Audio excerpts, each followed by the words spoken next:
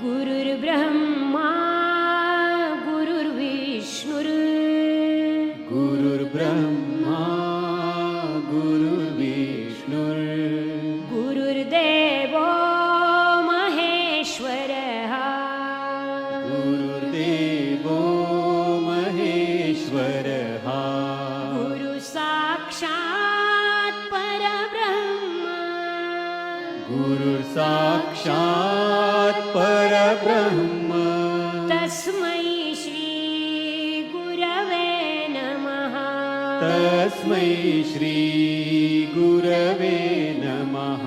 प्रेम से बोलो श्री कृष्ण भगवान की जय। मित्रों, भक्तों, मैं आचार्य श्री राजेंद्र कुमार सूर्यवंशी भगवान श्री कृष्ण जी की चरणों की धूल, उनका शिष्य। मित्रों, जानकर आपको बहुत ही प्रसन्नता होगी कि आज 7/3/2023 को भगवान शिव का आगमन होने जा रहा है। गरुड़ पुराण प्रेत कल्प मूल तथा भाषा अनुवाद का यहाँ पर आपको अर्थवाक्य बताया जाएगा। भूमिका है ओम अविष्णवे नमः, ओम श्री कृष्णाय नमः। बहुत सुंदर मित्रों, यहाँ पर गरुड़ पुराण प्रेत कल्प महर्षि वेदव्यास द्वारा कृत संस्कृत हिंदी मूल तथा भाषा अनुवाद बहुत सरलता से आपको आचार्य श्री राजेंद्र कुमार सूर्यवंशी के मुख द्वारा आप तक इस प्रसाद को पहुंचा रहे हैं। तो मित्रों, आज का पहला धारावाहिक हम प्रारंभ करने जा रहे हैं। गरुड़ पुराण। मित्रों, प्रेत काल में का यहाँ पर बहुत ही महत्वपूर्ण इस पाठ्यक्रम में गरुड़ पुराण में किया जाएगा। जीवन मृत्यु का जब अंत होता है उसमें इसका पाठ किया जाता है। काफी भक्तों ने कहा है कि गुरुदेव इसका आप अपने मुख द्वारा सुनाइएगा तो बहुत आनंद आएगा। तो शुरू करते हैं मित्रों। गरुड़ पुराण प्रेत कल्प है। तो अभी बतलाया जैसे कि भूमिका जो है ओम अविष्णवे नमः, ओम श्री कृष्णाय नमः। तो शुरू करते हैं आज का धारावाहिक। पहला धारावाहिक बहुत प्रेम के द्वारा आप सभी अपने मन के अंदर बोलेंगे, प्रेम से बोलेंगे ओम नमो शिवाय। गरुड़ का अर्थ भाव भी हम बतलाएंगे आपको। गरुड़ की सवारी भगवान विष्णु जी की है और उसी के आधार पे ये सारा जो है इसका मूल ज्ञान आप तक पहुंचाएंगे। तो शुरू करते हैं। अजम जर्मन्नत ज्ञान रूप महांतम शिव मम लम नांदिया भूता देहा देहि नमः सकल करणहीन अस्वर भूतादिस्थित ता हरे मम्मला मह माया स्वरंगः वंद एकम। महागरुड़ पुराण का पहला अध्याय हम प्रारंभ कर चुके हैं मित्रों। जो जन्म और जरा से रहित है, आनंद है, ज्ञान स्वरूप है, महान है, निर्मल है, कल्याण स्वरूप है, अनादि तथा पंच भौतिक देह रहित, इंद्रिया रहित, स्वर अभूत व्यापी और माया रहित है, उस मंगलकारी तथा सर्वव्यापी अद्रिय हरि की मैं वंदना करता हूँ। प्रेम से बोलो श्री कृष्ण भगवान की जय। महर्षि वेद व्यास ने 18 पुराणों का संकलन किया है, बहुत सुंदर। इनमें से 3 पुराण श्रीमद् भागवत महापुराण, विष्णु पुराण व गरुड़ पुराण को कली काल में महत्वपूर्ण माना गया है। इन तीनों पुराणों में भी गरुड़ पुराण का महत्व अधिक है। 1 और 43 इन सभी पुराणों में अधर्म पालन तथा परमेश्वर की शरण में जाने का उपदेश है। महागरुड़ पुराण सात्विक वर्ग के पुराणों की श्रेणी में आता है। इसके 2 खंड हैं मित्रों, पूर्व खंड तथा उत्तर खंड। प्रेत कल्प है, अप्रेत कल्प। मित्रों बहुत सुंदर चल रहा है। आज गरुड़ पुराण प्रेत कल्प मूल तथा भाषा का यहाँ पर ज्ञान प्रदान करेंगे। तो महागरुड़ पुराण का वह अंश है जिनमें अंत्येष्टि और श्राद्ध, पिंडदान, सप्तीकरण, 10 ग्रात, 10 अंगों का निर्माण, कर्मफल, स्वर्ग नरक, मोक्ष, दान पुण्य, पूर्व जन्म तथा पापों के प्रायश्चित आदि का वर्णन है। इन्हीं सब कर्मों के लिए बंदा, इंसान, हर प्राणी सोचता है। तो मित्रों बहुत सुंदर यहाँ पे मैं इसको एक बार और रिपीट कर देता हूँ क्योंकि बहुत सुंदर प्रसंग है, आपको पूरी तरीके से समझ में आएगा। महागरुड़ पुराण का वह अंश है जिसमें अंत्येष्टि, श्राद्ध, पिंडदान, सप्तीकरण, 10 ग्रात, 10 अंगों का निर्माण, कर्मफल, स्वर्ग नरक, मोक्ष, दान पुण्य, पूर्व जन्म तथा पापों के प्रायश्चित आदि का वर्णन है। सामान्य जन इसी प्रेत कल्प को गरुड़ पुराण तथा संपूर्ण ग्रंथ, इसमें योग, भूगोल, रत्न, औषधि आदि का भी वर्णन है, को महागरुड़ पुराण के नाम से जानते हैं। यही प्रेत कल्प इस पुराण की लोकप्रियता तथा इसकी अद्वितीयता का प्रमुख कारण भी है। वर्तमान संस्करण लोक प्रचलित गरुड़ पुराण सरो द्वारा नामक 16 अध्यायी संस्करण पर आधारित है, जो प्रेत कल्प का सार है। बहुत सुंदर मित्रों, इस प्रेत कल्प में भगवान विष्णु अपने वाहन गरुड़, जो पक्षियों का राजा है, अपराक्रमी है, अनश्वर है और आत्मा की तरह एक स्वतंत्र रहस्यमयी पक्षी है, को धर्म, कर्म, तीर्थ, पुरुषार्थ, जन्म मृत्यु, पूर्व जन्म, मानव जीवन का महत्व तथा पुण्य आदि पर उपदेश दे रहे हैं। इसके अतिरिक्त मृत्यु के पश्चात मनुष्य का क्या होता है, वह कहाँ जाता है, यमलोक तथा वैतरणी नदी का स्वरूप इत्यादि प्रश्नों का हल भी इसी खंड में उल्लेखित है। उल्लेखनीय है कि गरुड़ द्वारा पूछे गए नाना प्रकार के प्रश्नों यथा नरकों के प्रकार, कर्मों के फल, पापी मनुष्यों की दुर्गति, व अलग अलग योनियों में जन्म मरण आदि पर भगवान विष्णु द्वारा जो उत्तर दिए गए, वे वेद व्यास जी के माध्यम से महर्षि सूत तक पहुंचे। सूत जी ने इसी वार्तालाप का वर्णन इस खंड में किया है। बहुत सुंदर मित्रों, आनंद, पहले अध्याय में आनंद आ रहा है मित्रों, और मैं आशा करूंगा कि आप भी इस प्रसाद को ग्रहण करेंगे। गरुड़ पुराण के 16 अध्यायों को 3 वर्गों में रखा जा सकता है। जैसे पहले से 6ठे अध्याय तक नरकों का वर्णन, 7वें से 14वें अध्याय तक मृतक की सदगति व परलोक संबंधी क्रिया कर्मों का विधि विधान तथा 15वें और 16वें अध्याय में मोक्ष संबंधी दर्शन वर्णित है। विशेषकर 8वें, 9वें, 15वें एवं 16वें अध्याय में बहुत महत्वपूर्ण होंगे। 16वें अध्याय में गूढ़ ज्ञान है मित्रों। गूढ़ ज्ञान जो है बाकी ग्रंथों में भी इसकी व्याख्या हुई है, भागवत गीता में भी इसकी व्याख्या की है। भगवान श्री कृष्ण ने अर्जुन को गूढ़ ज्ञान भी दिया था, तो आज इसके बारे में भी खुली ज्ञान प्रदान हो जाएगा। तो अध्याय में गूढ़ ज्ञान है जिसे सभी मनुष्यों को अर्जित करना चाहिए।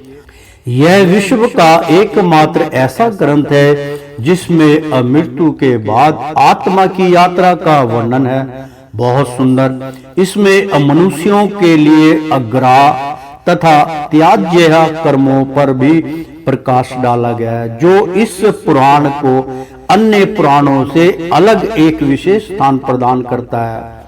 इसके अतिरिक्त गरुड़ पुराण जहां धर्म, अशुद्धता, सुचिता व सत्य आचरण पर बल देता है, वहीं इनमें पाप, पुण्य, नैतिकता, अनैतिकता, सदाचार, असंस्कार, मूल्यों तथा कर्मों के अशुभ व अशुभ फलों, आत्मा का प्रेत योनि में जाने, उस योनि से निर्वृत्त होने एवं प्रेत आत्मा द्वारा सगे संबंधियों को दिए जाने वाले संभावित कष्टों तथा धर्म आचरण से अचयुक्त जनों के आचार विचार दूषित होने और उनके दुष्कर्म किस प्रकार से उन्हें अकाल मृत्यु तथा दुख की ओर धकेलते हैं आदि का उल्लेख भी है। बहुत सुंदर मित्रों।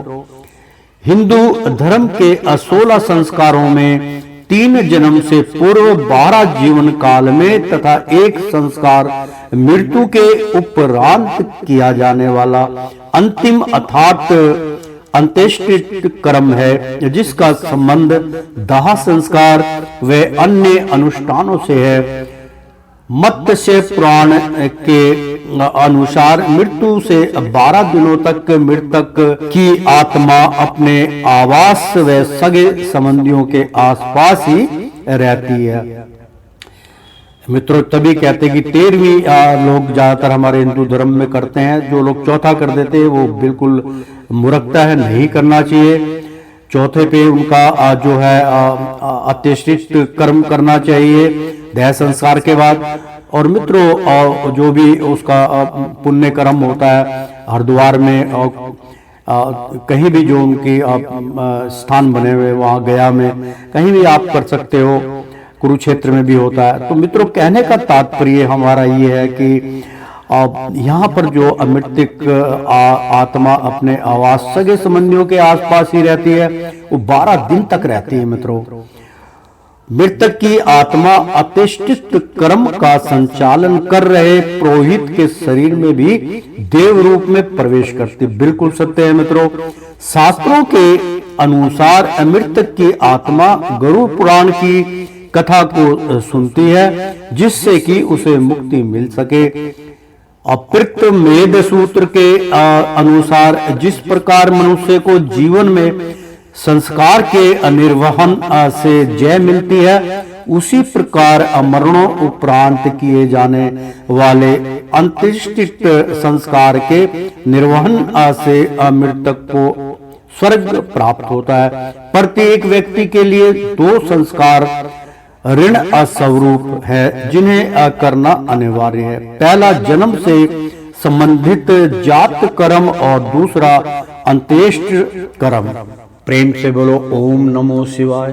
मित्रों, गरुड़ पुराण प्रेत कल्प का ज्ञान आप तक पहुंचा रहे हैं। गरुड़ पुराण के प्रेत कल्प में मृत्यु से लेकर वर्ष भर तथा उसके उपरांत संतान द्वारा किए जाने वाले क्रियाकर्मों के विधि विधान का भी वर्णन है।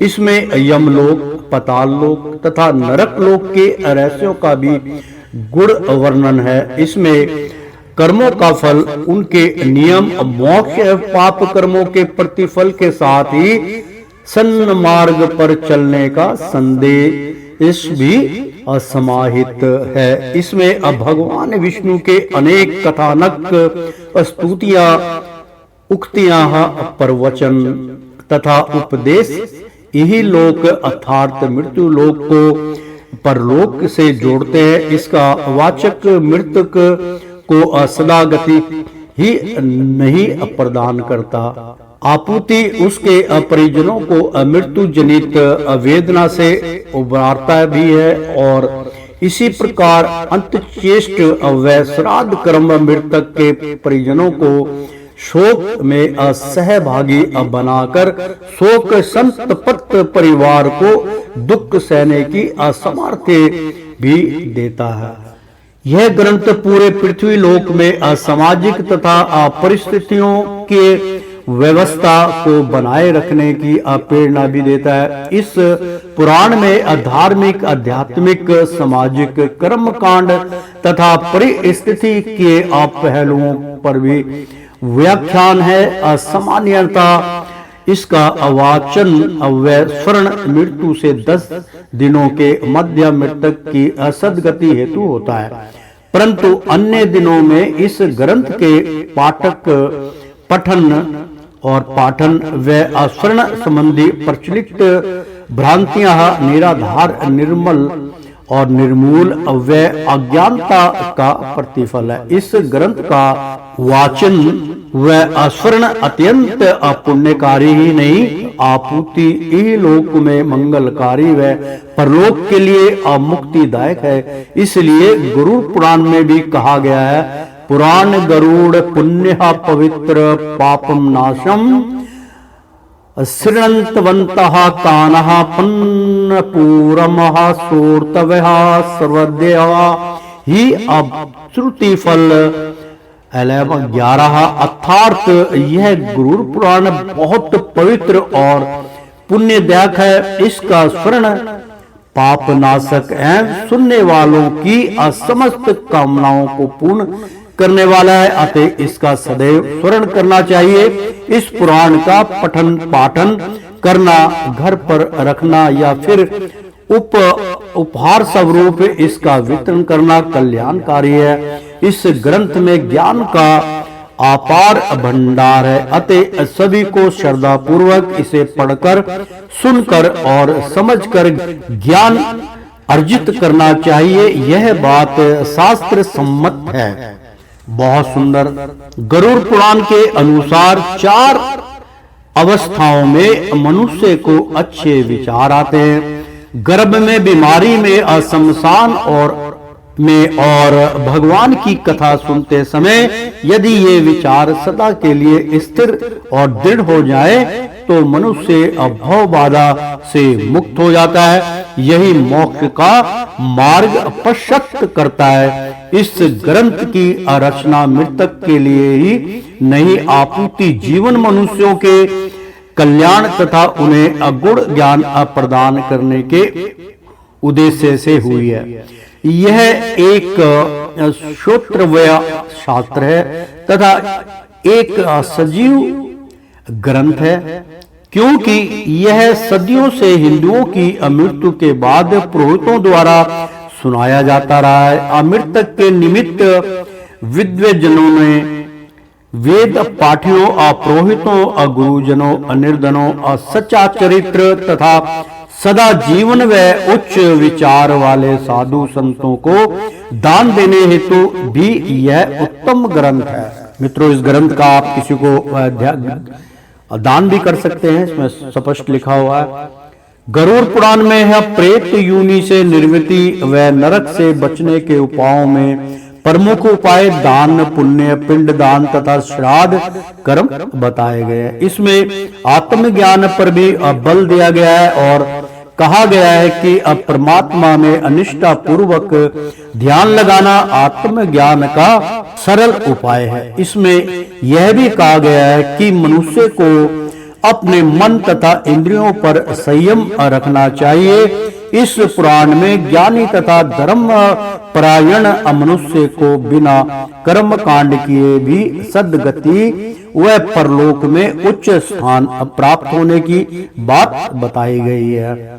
गरुड़ पुराण में जीवन एवं मृत्यु अविषयक गूढ़ प्रश्नों का सात्विक समाधान दिया गया है। इस पुराण में गरुड़ ने भगवान विष्णु से मृत्यु से संबंधित अनेक जिज्ञासाओं का समाधान मांगा है तथा मानुषं लभेतः कृष्मानः मृत्यु प्राप्तनोति तत्कथम्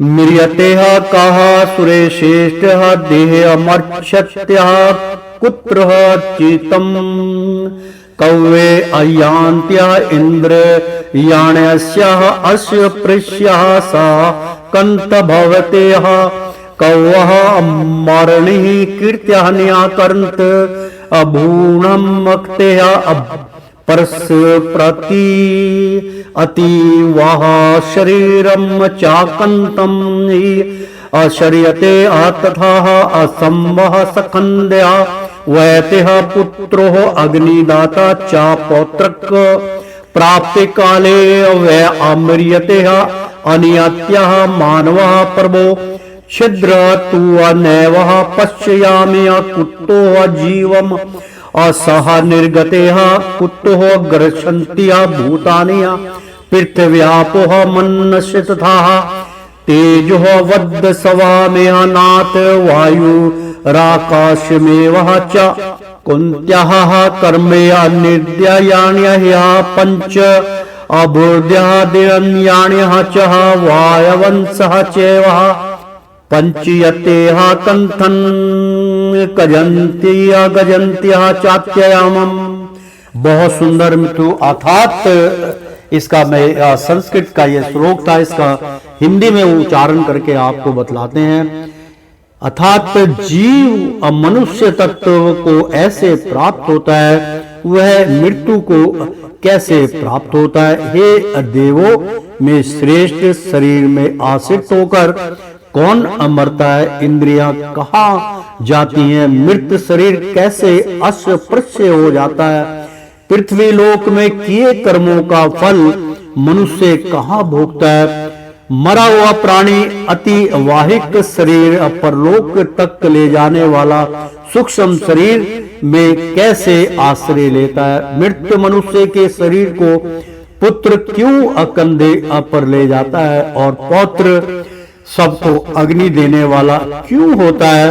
हे प्रभु, असमय आने पर मनुष्य मर जाता है, मनुष्य अनंत है, मरते असमय जीव कहां से निकल गया होता है, वह छिद्र तो मुझे नहीं दिखता। हे नाथ, शरीर में स्थित पृथ्वी, जल, तेज, वायु और आकाश, ये पंच महाभूतम और मन कहाँ जाते हैं। शरीर में स्थित 5 कर्म इंद्रियां और 5 बुद्धि इंद्रियां कहाँ जाती है। ये प्राण आदि 5 वायु कैसे विनाश को प्राप्त होते हैं। मित्रों, सारे प्रश्नों का आपको यहाँ पर सहज ही भगवान के द्वारा उत्तर मिलेगा। तो मित्रों, गरुड़ पुराण चल रहा है, तो प्रेम से बोलो शंकर भगवान की जय। लोभ मोहाद्यः पंच शरीरे चैव तस्कारः तृष्णः कामो हारंधकारः कुतोयन्त्यः जनार्दन पुण्यः वासप्यः त्वहास पुण्यः यचिकत् अजित्तिः सुकीर्तन्त तथा नष्टः देहा कुतोयन्त्यः दानानन्द्यः विविधान्यः च देशः अदोष्यः वैचित्र्यः मृत्योर्ह गोचारतामपियः दुष्टवः अपशुः मनः प्राप्त को अमृत्युयस्य चित्रताः कथम् अमृत्युर्ह यस्यः विधानेन मरणादप्यनन्तरम् विधानस्य शब्दक्रिया यस्य नासा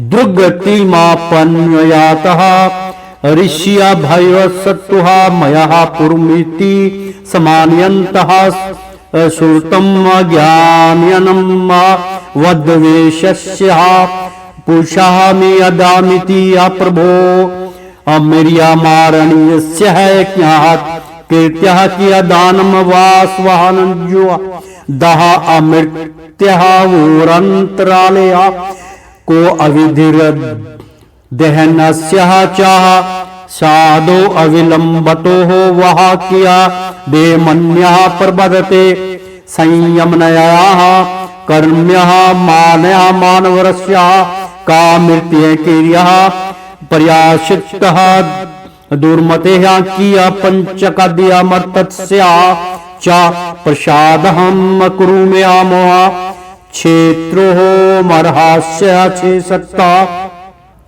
सर्वमन्तेः मयः पृष्ठः ब्रह्मेः लोकहित्याय।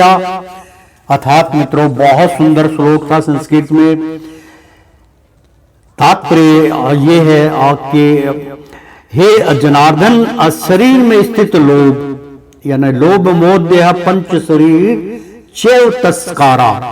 हे जनार्दन, शरीर में स्थित लोभ मोह तृष्णा काम अहंकार, तृष्णा कामो अहंकारम मह कुतो यंती। जनार्दन भगवान से पूछ रहे हैं कि हे जनार्दन, शरीर में स्थित लोभ मोह तृष्णा काम और अहंकार, ये पांच चोर कहां जाते हैं? देह के नष्ट होने पर धर्म या अधर्म जो कुछ अन्य सुक्रम है वे और विविध दान भी कहा जाते हैं। लोगों के दोषों की विचित्रता और मृत्यु विषयता को देखकर पूछने में इच्छुक होकर आया हूं। मृत्यु क्या है? वह अविचित्रता कैसे आती है जिसकी विधि पूर्वक मृत्यु होती है और अमृत्यु के बाद भी जिसकी विधि पूर्वक वर्ष पर्यंत क्रिया होती है वह दुर्गति में नहीं पड़ेगा। यह बात मैंने ऋषियों से सामान्यता सुनी है। इसके विशेष ज्ञान के लिए हे प्रभु मैं ये पूछना चाहता हूँ, हे इंद्र के भाई, मरते हुए मनुष्य का क्या कृत्य है? दान क्या है? मृत्यु और सवदाह के बीच का विधान क्या है? सवदाह का विधान क्या है? मृत जीव दूसरे शरीर में तत्काल पहुंचता है अथवा विलंब से पहुंचता है। यमपुरियों में चलते हुए जीव के अनिर्मित वर्ष पर्यंत की जाने वाली प्रेत क्रिया कौन सी है? दुर्मरण और अपंचकादि में मरने वाले मनुष्य का क्या प्रायश्चित है? यानी पंचक में जो इंसान पूरा होता है उसका क्या प्रायश्चित है? उसको क्या प्रायश्चित करना चाहिए? दुर्मण और पंचकादि में मरने वाले मनुष्य का क्या प्रायश्चित है? अनुग्रह कीजिए, मेरे अज्ञान को दूर करने में आप समर्थ हैं। मेरे पूछे हुए सब प्रश्नों के उत्तर लोकहित के लिए दीजिए। कौंडिन्यानन संस्करणम। बहुत सुंदर मित्रों, गरुड़ पुराण में आदित्य एकेश्वरवाद, आदित्य दर्शन जो हिंदू धर्म में मुख्य धारा का दर्शन है, मैं भक्त को भगवान का अंश माना गया है। यानी कि आदित्य है दर्शन जो हिंदू धर्म में मुख्य धारा का दर्शन है। मैं यानी कि मैं भक्त को भगवान का अंश माना गया है। दैत्य दर्शन में मनुष्य को ईश्वर से पृथक माना है।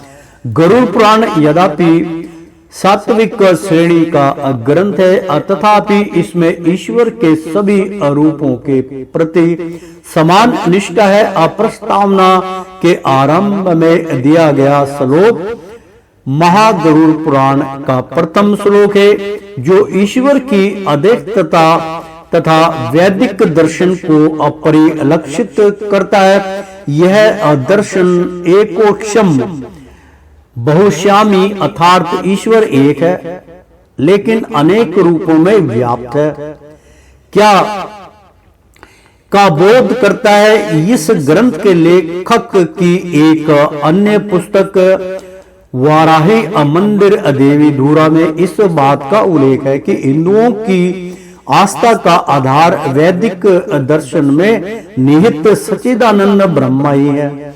ब्रह्मा ना पुरुष है ना स्त्री है, परंतु इसी ब्रह्मा ने स्वयं को दो भागों में विभाजित किया है, जिसे द्विधा विभक्ति कहते हैं। एक भाग नर तथा दूसरा भाग नारी बना, जो सृष्टि का आधार है। यह द्विधा विभक्ति सभी जीवों के असंदर्भ में मान्य है। इसी एक ईश्वर ने सृष्टि के संचालन हेतु विविध कार्यों के लिए विविध रूप अनिश्चित किए हैं। हिंदू धर्म में सर्वेक्ष सत्ता का नाम ब्रह्मा है। इसी को ईश्वर व भगवान नाम से भी जाना जाता है, जो ऐश्वर्य का परिचायक है। ईश्वर के सब नामों में ओम उत्तम नाम कहा गया है और गायत्री मंत्र सर्वोत्तम मंत्र है। ब्रह्मा को असगुण रूप में शिव व शिव या इनके अवतारों व आसक्तियों के रूप में पूजा जाता है। ओम नमो शिवाय ब्रह्मा को नमन का मंत्र है। निगुण रूप में शिव ही ब्रह्मा है। ईश्वर का स्मरण करने वाले प्रार्थना परक वाक्य को मंत्र कहते हैं। इन मंत्रों में से अपनी रुचि के अनुसार किसी एक मंत्र का सहस्त्र स्मरण करते रहे। त्रिमूर्ति में केवल शिव और विष्णु ईश्वर कोटि में तथा ब्रह्मा देव देवता कोटि में आते हैं। इंद्र ब्रह्मा आदि देवताओं के पद हैं। इन पदों को सुशोभित करने वाले देव बदलते रहते हैं। जहां विष्णु की पूजा में सात्विक विधि विधान व मंत्रों की प्रधानता रहती है, वही शिव की स्तुति में ऐसा नहीं है। अंततोगतवा ये रूप भी एक ही ईश्वर के स्वरूप हैं। विभाजन तो भक्त की अतृष्ट यानी कि अदृष्ट से उत्पन्न हुआ है, इसलिए शिव व विष्णु को हरिहर कहा गया है। हरिहर ने जब सृष्टि की रचना की, तब विष्णु की नाभि से उपजे कमल ब्रह्मा कमल से ब्रह्मा जी का जन्म हुआ। इन्होंने ही सृष्टि की रचना की और वे प्रथम जन्म धारक होने के कारण पितामह भी कहलाए। दोनों ही अर्ध नारेश्वर हैं, अर्थात शक्ति उनसे अलग नहीं है। शिव व विष्णु स्त्री व पुरुष दोनों हैं। इसी प्रकार संपूर्ण सृष्टि एकात्म है। वेद भेद केवल पूजा पद्धति का है। आदि शंकराचार्य के अनुसार सृष्टा अपनी सृष्टि से अलग नहीं है। निगुण रूप में वही एकमात्र निराकार पर ब्रह्मा है। तथापि ब्रह्मा को अपूर्णतः परिभाषित करना मान्य वे क्षमताओं से अपरे है। तुलसीदास जी ने ब्रह्मा का वर्णन निराकार कर्मोकार मूल्य तुर्य निराकार मोकार मूलमत अतुल्य गिरा ज्ञान गोत्यत मीशा ग्रीशम। अर्थात इंद्र आतीत कहा है। भगवान राम की छवि कैसे यानी कि भगवान राम की छवि कैसी है? बहुत सुंदर।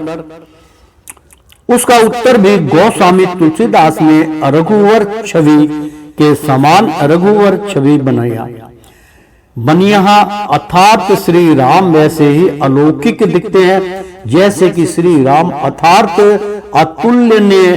इसी प्रकार आदि शंकराचार्य ने निर्वाणाष्टकम में ईश्वर को चिदानंद स्वरूप शिवोशम हम शिवोहम यानी कि अशिवो अशहम शिवो सहम कहकर परिभाषित किया है। तथापि किसी अविग्रह की सहायता से भी इस शून्य तथा पहुंचा जा सकता है। वह संपूर्ण ब्रह्मांड का रचयिता व संचालक है, जबकि पृथ्वी जो मनुष्य लोक है वह बहुत सीमित है और मनुष्य की अनेक जीवों में से एक जीव मात्र है, लेकिन यह उत्तम योनि है। इसमें देव तत्व प्राप्ति की सामर्थ्य है।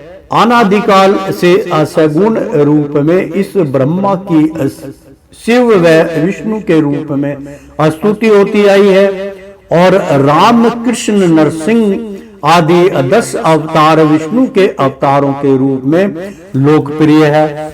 ये सभी सब रूप निगुण रूप में स्वयं ब्रह्म है। ब्रह्मा ही शक्ति स्वरूप में दुर्गा, ज्ञान रूप में सरस्वती, वैभव रूप में लक्ष्मी और बुद्धि रूप में गणेश हैं। किसी शुभ कर्म के प्रारंभ में गणेश की स्तुति का तात्पर्य बुद्धि विवेक का आह्वान करना है, अर्थात हमारे कर्म विवेक पूर्ण रहे। प्रत्येक ईश्वरीय स्तुति एक ही जगह पहुंचती है। कहा भी है आकाशंत हम आकाशतः पतितः तोयः यथा गच्छन्त्यः साग्रम स्वरदेवा नमस्कारम केशवः प्रति गच्छन्ति। मित्रों, बहुत सुंदर है इसके अंदर प्रसंग जो चल रहा है। ईश्वर के जिस भी स्वरूप की उपासना करें वह आनंद उस एक परमात्मा को ही पहुंचती है, अर्थात आपको भगवान के अनेक नामों व रूपों की अलग अलग पूजा करने की आवश्यकता नहीं है। आप शिव विष्णु या शक्ति को जिस रूप में भी मानते हैं वह पर्याप्त है। तथापि किसी व्यक्ति का कोई आधार्य देव हो सकता है। एक खिलाड़ी हनुमान जी की शरण में जाता है तो विद्यार्थी सरस्वती के रूप में उसकी आराधना करता है, लेकिन सभी रूप एक ही ब्रह्मा के हैं। इसी तरह भगवान के विभिन्न नामों जैसे शिव विष्णु राम कृष्ण दुर्गा आदि के अलग अलग स्मरण का यह लाभ है कि आप अनेक बार उस एक ही परमात्मा का स्मरण कर लेते हैं। इसलिए माँ दुर्गा की आराधना में या देवी सर्वभूतेषु मातृ रूपेण संस्थिता या दया रूपेण संस्थिता या श्रद्धा रूपेण शशि संस्थिता कहा गया है। ईश्वर ने ब्रह्मांड एवं मनुष्य की रचना सुख भोग या उन पर आशासन करने के लिए नहीं आपूर्ति प्रेम के लिए की है। मित्रों, बहुत सुंदर यहाँ पर, क्योंकि कई बार क्या लगभग आज तक जितने भी मेरे मित्रों शिष्य हैं मैं उनको इसके ऊपर बहुत सा मैंने कई बार इनको बतलाया है कि प्रेम की परिभाषा भगवान है।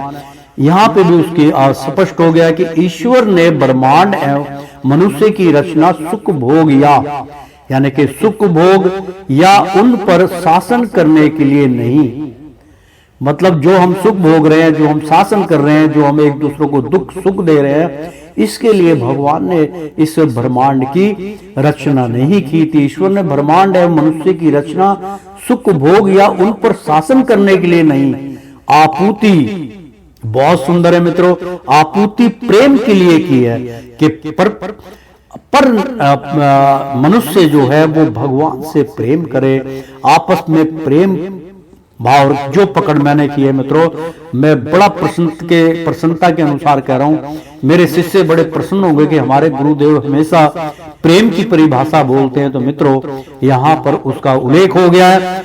हर मतलब जितने भी मित्रों अब मैंने ग्रंथों का उल्लेख किया, सब में कहीं ना कहीं अपने भक्त राजेंद्र कुमार सूर्यवंशी जो भगवान श्री कृष्ण की चरणों की धूल है, उनकी व्याख्या किसी न किसी बहाने से हर ग्रंथ में की गई है। तो प्रेम के लिए ही की है। यदि शास्त्रों व मंत्रों का ज्ञान ना हो तो आरती करने या प्रेम पूर्वक स्मरण से भी वही फल प्राप्त होता है। बहुत सुंदर यहाँ पर जो है गरुड़ पुराण की मित्रों चल रही है ज्ञान प्रदानता। बहुत सुंदर। पूर्ण जन्म की अवधारणा। पूर्ण जन्म की अवधारणा को सभी शास्त्रों ने माना है। वेदों से लेकर आधुनिक धर्म दर्शन तथा सभी ने इस सिद्धांत का स्मरण किया है। कठोपनिषद शब्द का नाचिकेतो अपाख्यान तो इस सिद्धांत को और भी पुष्ट कर देता है। नचिकेता और यमराज के बीच जो संवाद हुआ है बहुत सुंदर, वह बहुत ही महत्वपूर्ण है। यमराज ने नचिकेता को 3 वर मांगने के लिए कहा। नचिकेता तीसरे वर मांगते हुए यमराज से यह प्रश्न करता है कि मरे हुए मनुष्य के विषय में यह शंका है कि मरने के बाद कोई कहता है आत्मा रहती है और कोई कहता है नहीं रहती। मैं इस संबंध में आपसे उपदेश चाहता हूं, इससे मैं इस विषय का ज्ञान प्राप्त कर सकूं। मेरे मांगे हुए वरों में से यह तीसरा वर है, कठोपनिषदम। तो नचिकेता के निष्काम भाव और दृढ़ निश्चय को देखकर यमराज बहुत प्रसन्न हुए और बोले, ना असंप्यराय प्रतिभात्य बालहन प्रभादंत वीतो मोहन मूढ़मम अयं लोको नस्तिका पर इति अमान्य पुण्य अपुण्य वर्ष मापधत्ते मेहा कठो। मित्रों बहुत सुंदर। अर्थात जो मूर्ख धन के मोह से अंधे होकर प्रमाद में लगे रहते, उन्हें अपरलोक का साधन नहीं सूझता। यही अलोक है, अपरलोक नहीं है। ऐसे मानने वाले मनुष्य बारंबार मृत्यु के चंगुल में फंसते हैं, नमनते और मरते हैं, यानी कि जन्म लेते हैं और मरते हैं। इसके पश्चात यमराज नाचिकेता को आत्मा के स्वरूप के संबंध में उपदेश देते हुए कहते हैं, ना जयते मृयतः वाह विपाशरं चान्यनं कुंत्याशरणं बारभुवः कृच्छन्तम् अजो नित्यः शाश्वतोऽस्यः पुराणो न हयन्त्यः हन्यमानः शरीरे। मित्रों बहुत सुंदर है। अर्थात तात्पर्य ये हुआ, अर्थात यह नित्य चिन्मयी आत्मा ना जन्मती है, यानी कि आत्मा जो है ना वो जन्म लेती है ना मरती है।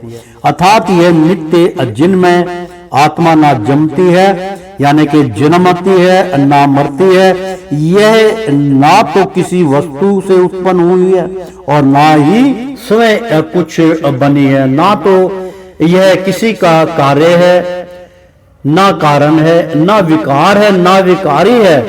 यह अनजन्मा नित्य शाश्वत सदा रहने वाली अनंत और पुरातन अविनाशी है।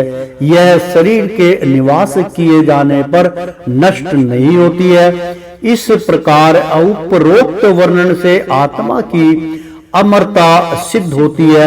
अद्वितीय वेदांत में आत्म तत्व ही ब्रह्म तत्व है। अनंत केवल इतना ही है कि आत्मा एक शरीर के भीतर सचेतन रहती है और परमात्मा सभी शरीरों में सचेतन है। सम्यक दृष्टि ही आत्म दर्शन की ओर प्रेरित करती है और चित्त वृत्तियों के अविसर्जन से अंतर्दृष्टि खुलती है।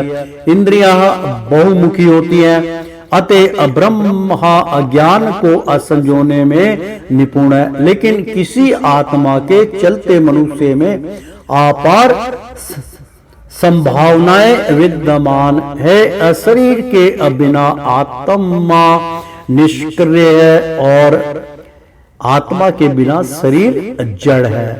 आगे चलकर यमराज उन मनुष्यों की गति के बारे में आप बताते हैं कि आत्मा को जाने बिना ही मृत्यु को प्राप्त हो जाते हैं। योनि मन्यः परपरन्त्यः शरीर तवाया दोहिनः सता पुण्यमयः शृणु संयन्त्यः यथा कर्मया यथा सुस्त्रत्रम् अपने कर्म और ज्ञान के अनुसार कितने ही देहधारी तो शरीर धारण करने के लिए किसी देव, मनुष्य, पशु, पक्षी और योनि को प्राप्त होते हैं और कितने ही सतावर भाव, वृक्ष आदि योनि को प्राप्त होते हैं। गरुड़ पुराण में आया हुआ यह श्लोक भी इसी विषय पर प्रकाश डालता है। वासांसियः जीर्णानि यथा विहाय नवानिः गृह्णन्त्यः नयोऽस्य प्राणिया तथा शरीराणि विहाय जीर्णान्यः न्यायानि संयातिः नवायानि देहि। बहुत सुंदर मित्रों, अर्थात ये श्लोक बहुत सुंदर है मित्रों। मैं एक बार फिर रिपीट कर देता हूं। वंशास्य जीर्णानि तथा विहाय नवनानि गृह्णयात्यः नरस्य प्रयाण्या तथा शरीराण्या विहाय अजीर्णान्त्यान्या संयाति नवानि दे। यानी कि अर्थात मित्रों यहाँ बहुत सुंदर कि कैसे दूसरा शरीर प्राप्त होता है। नवानी देही अर्थात जैसे मनुष्य पुराने वस्त्रों को त्याग कर दूसरे नए वस्त्रों को धारण करता है, उसी प्रकार जीव आत्मा पुराने शरीर को त्याग कर नए शरीर में प्रवेश करती है। प्रेम से बोलो श्री कृष्ण भगवान की जय। और मित्रों भक्तों, गीता में परलोक और पुण्य जन्म का प्रतिपादक करने वाले अनेक श्लोक मिलते हैं। दूसरे अध्याय में भगवान कृष्ण अर्जुन से कहते हैं, प्रेम से बोलो ओम नमो शिवाय। तो श्रीमन नारायण नारायण हरि हरि, तेरी लीला सबसे न्यारी न्यारी, बोलो हरि हरि। ओ विष्णु नारायण नारायण हरि हरि।